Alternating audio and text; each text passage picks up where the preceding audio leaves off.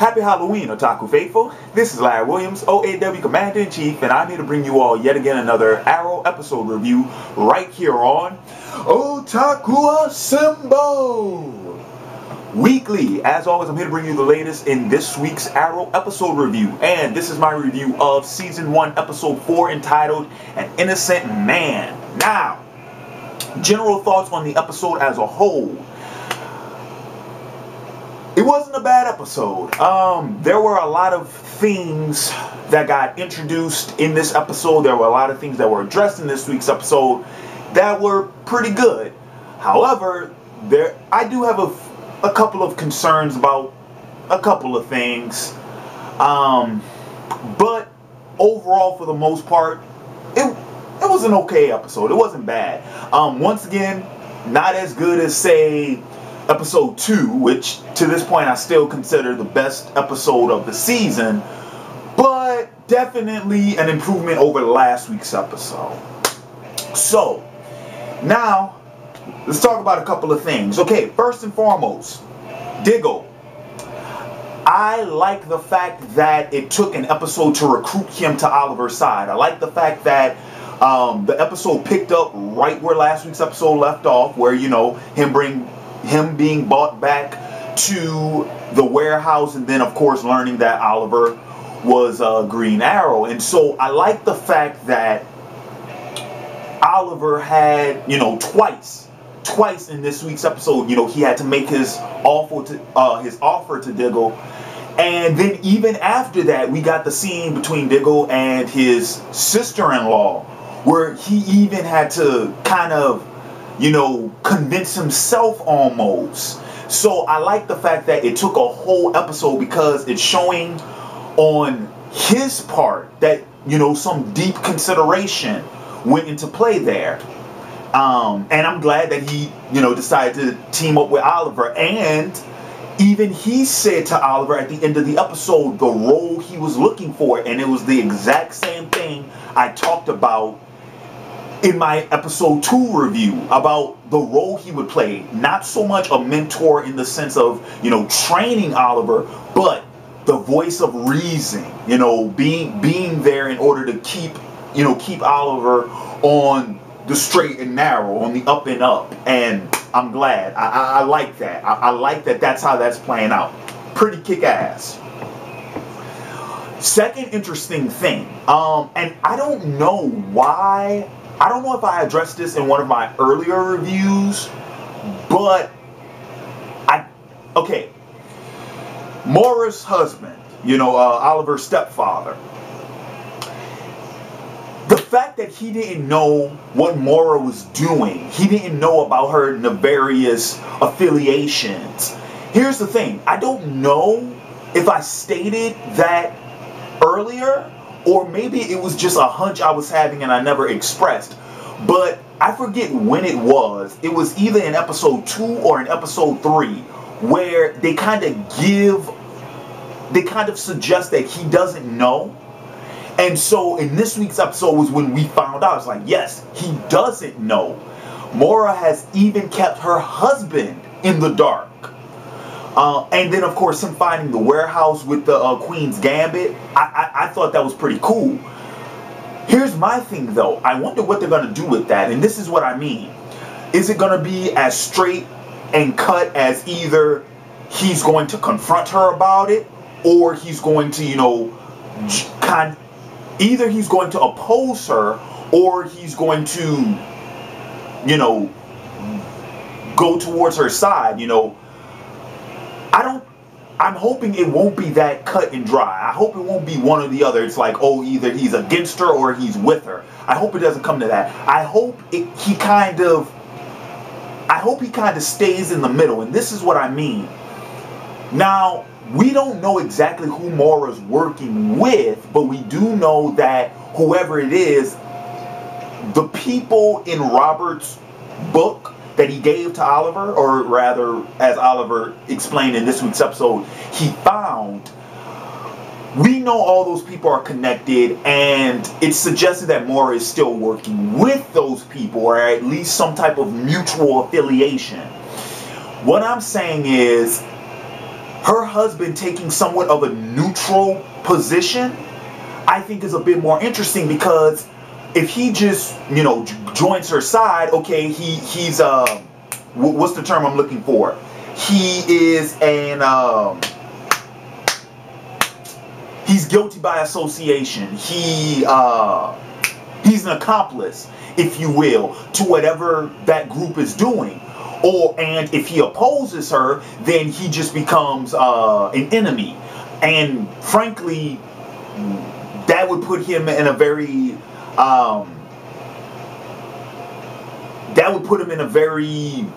weak position. That would put him in a very uncompromising position. We don't know what all Moira is doing, but we know you don't want to be on her bad side.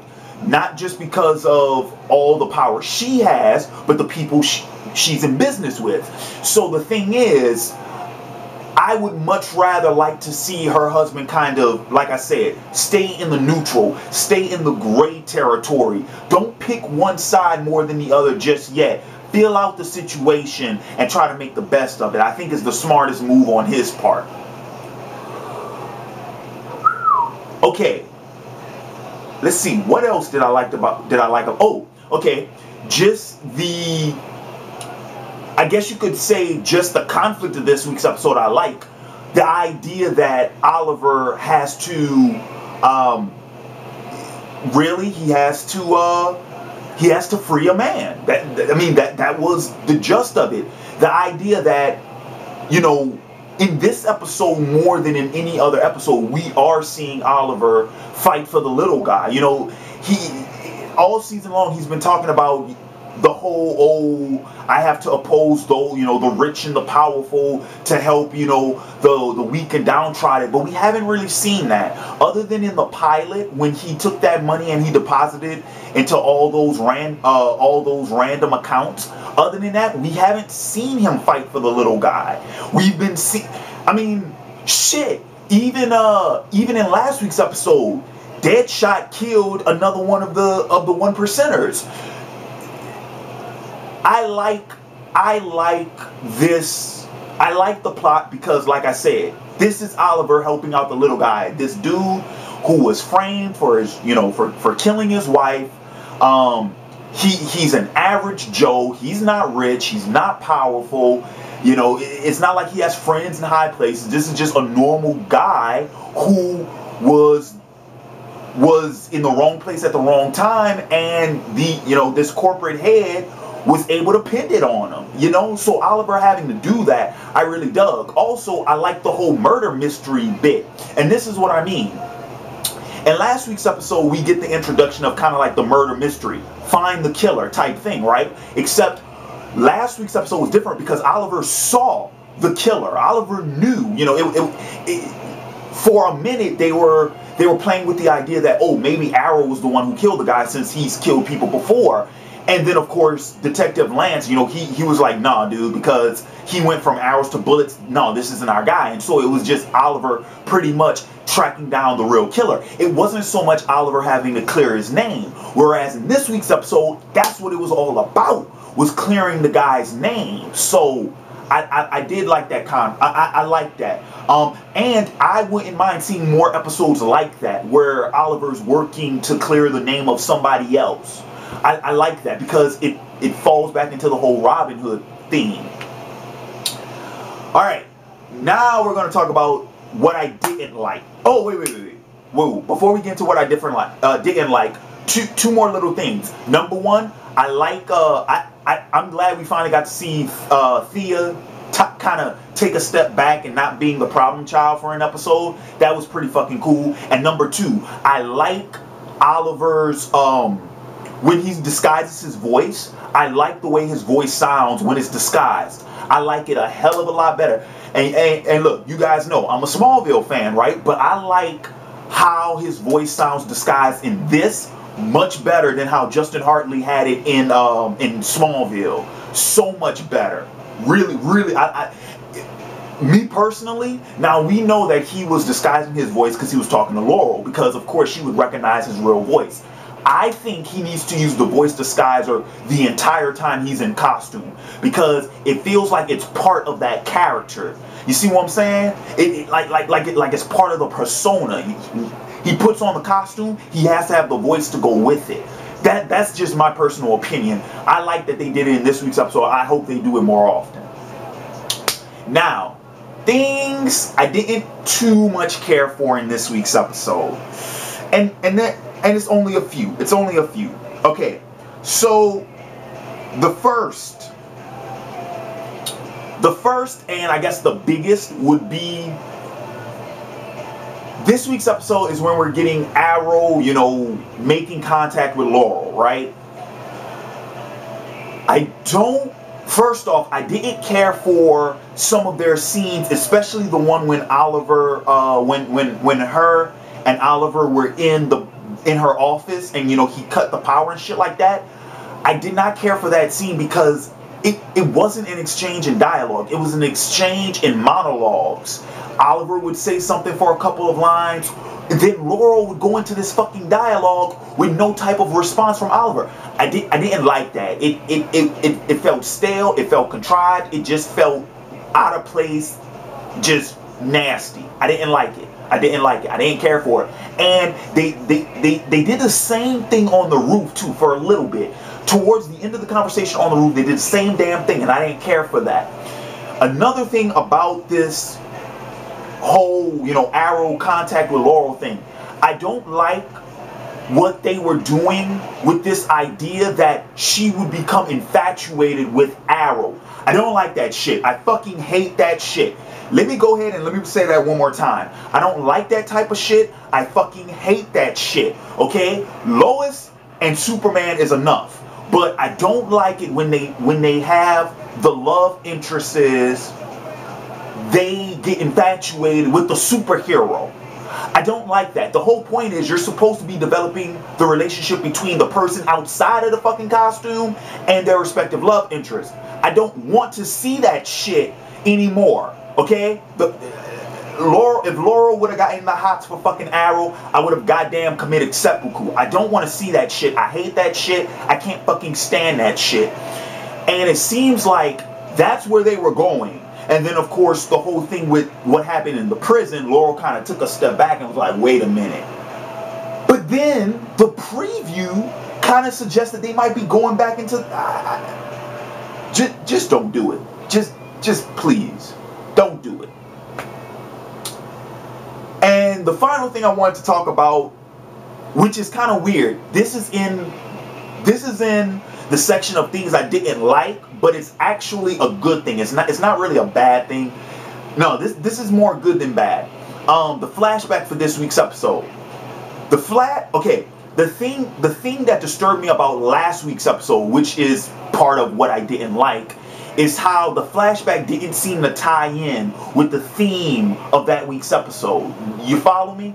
If you go back and you watch the pilot, if you go back and you watch the second episode, the flashbacks they related to what was going on in that episode. You follow me? I didn't get that in last week's episode. However, they did do that in this week's episode. This idea of survival, of Oliver and the bird not wanting to kill it, but having to come to terms with the, you know, in order to survive on that island, this is what he's going to have to do. It is the same thing that is echoed in the episode about, especially in Oliver's conversation with Diggle, and then of course in Laurel's conversation with her dad about Arrow, that, you know, he's a vigilante, he's working outside of the law, but he's killing people, but he's doing it for a good reason. You know, it's kind of like it's coming with the territory. It's something that has to be done in order to achieve that goal. You see what I'm saying? So the whole survival thing, it ties in. So like I said, this was something that bugged me in last week's episode because they didn't do this, but they made up for it in this week's episode because they were able to tie the flashback back in, and they did it well. And I like it, and I like... it looks like we're going to be getting more flashbacks. That's another thing. Like, the flashbacks have been shorter in the last two episodes than they were. Of course, they were more extensive in the first episode. And then, of course, they were more extensive in the second episode because they had to explain what happened to Robert. But what I'm saying is, have you guys noticed that the flashbacks have actually been getting shorter these past 2 episodes? So hopefully, from what I saw, you know, the whole Deathstroke thing, hopefully we'll see more in terms of like the flashbacks in regards to their length. So with that being said, that's going to do it for this week's Arrow review. Like I said, it was a decent episode. Not particularly, you know, not very, you know, really. I mean, I can't say that it was really good. Not really, but. And I can't say, and it wasn't bad, but there, you know, there were some things that, you know, had some issue with, but there was some things that were good too, you know. If anything though, the good of this episode does outweigh the bad. The good does outweigh the bad for this episode. So I want to thank you all for joining me again this week, and in the comments below, let me know your thoughts on this week's episode. Later this week, keep an eye out for the discussion of the week and Comic Book Hollywood video segments. And with that being said, this has been Larry Williams, OAW Commander-in-Chief. I'm signing off, and until next time, peace.